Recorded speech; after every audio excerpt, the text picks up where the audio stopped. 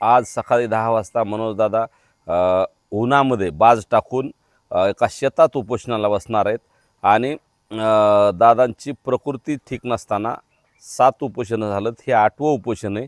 अगदी अशा प्रकारचं उपोषण या भारत देशात कुठं झाल्याचं माझ्या तरी ऐकिवात नाही. त्याच्यामुळं उन्हाचा पारा 40 ते 45च्या दरम्यान जातोय.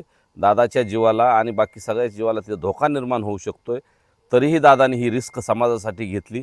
म्हणून एक समाजाचा घटक म्हणून मला त्यांना विनंती करायची आहे. आम्ही त्यांना आता भेटूनसुद्धा विनंती करणार आहे. 2-3 दिवस झालं दादाला सांगतोय की दादा, उन्हात आपण अर्धा ताससुद्धा थांबू शकत नाही. इतकं प्रचंड ऊन आहे आणि तुम्ही उपोषण, आमरण उपोषण तेही करताय. पायात चप्पल न घालता आणि कुठलंही डोक्यावर काही न घेता उपोषण करायचं म्हणताय. हे अतिशय अडचणीचं ठरणार आहे तुमच्यासाठी आणि 6 कोटी मराठ्यांना तुम्ही हवे आहात.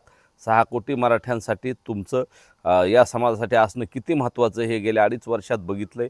त्याच्यामुळं समाज तुमच्यामुळे एक झाला आहे. त्यामुळे अत्यंत भावनिक आव्हान आम्हाला करायचं आहे की तुम्ही हे टोकाचं पाऊल मागं घ्यावं आणि उन्हात उपोषण करण्यापेक्षा आंतरवलीच्या त्या व्यासपीठावर उपोषण करावं ही विनंती करणार आहेत. आणि सरकारलाही विनंती आहे, काल शिष्टमंडळ येऊन गेलं, चर्चा झाली काही प्रमाणात, तर त्यांचा काही निर्णय होत असेल तर तो 10च्या आत व्हावा. म्हणजे दादाला उपोषणाला बसायची गरज पडणार नाही. आणि महाराष्ट्रातल्या तमाम सगळ्या बांधवांना विनंती, जिथं असताल तिथून सोशल मीडिया किंवा प्रत्यक्ष भेटून दादांना रस्त्यावर असं उन्हात उपोषण न करण्याची विनंती करावी. नक्कीच पुण्यातनं आम्ही आज सकाळी या ठिकाणी असंख्य मराठा बांधव आलोत. आज आल्या पहिलं तर हेच आहे की दादांना विनंती करणार आहोत की दादा, आपण जे उपोषण करण्याचं ठरवलं आहे ते उन्हात बसून करणार आहात, विदाऊट चप्पल आणि बाजेवर.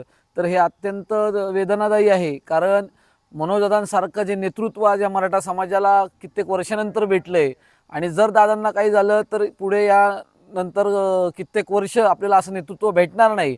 आणि जे काही आजपर्यंत भेटलंय दादांची 12 वर्षाची जी तपस्या आहे समाजासाठीची, त्यातनं या 3 वर्षात दादांमुळे भरपूर काही समाजाला भेटलंय. त्यामुळं नक्कीच आम्ही या ठिकाणी दादांना, नाना असतील, आम्ही सगळ्यांमार्फत विनंती करणार आहोत की दादा, एवढं कडक उपोषण नको. आणि सरकारला आपल्या माध्यमातून सांगू इच्छितो की दादांना जर हे उपोषण करायला लागलं आणि दादांना निश्चित चक्करसुद्धा जरी आली तर या महाराष्ट्रात कधी न घडलेली घटना या मराठा समाजाकडनं घडेल, हेही आम्ही आपल्या मार्फत सांगतोय. आज आम्ही पुण्यातून मोठ्या संख्येने अंतरवली सराटी येथे सकाळी दाखल झालेलो आहोत आणि लाखो मराठ्यांची फौज आता अंतरवली सराटीच्या दिशेने रवाना झालेली आहे.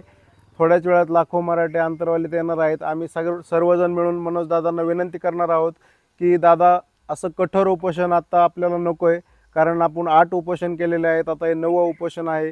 तरी इतकं कठोर उपोषण न करण्यासाठी, विनंती करण्यासाठी लाखो मराठे आज अंतरवलीत येणार आहेत. आणि मनोजदादांच्या केसाला सुद्धा धक्का लागला नाही पाहिजे, त्यांच्या जीविताला कुठल्याही प्रकारचा धोका नाही झाला पाहिजे, याची काळजी या सरकारने घ्यायची आहे. आणि लवकरात लवकर 10च्या आत जो काय सरकारचा निर्णय आहे तो लवकरात लवकर सरकारने सांगावा, ही आमची सरकारला कळकळीची विनंती आहे.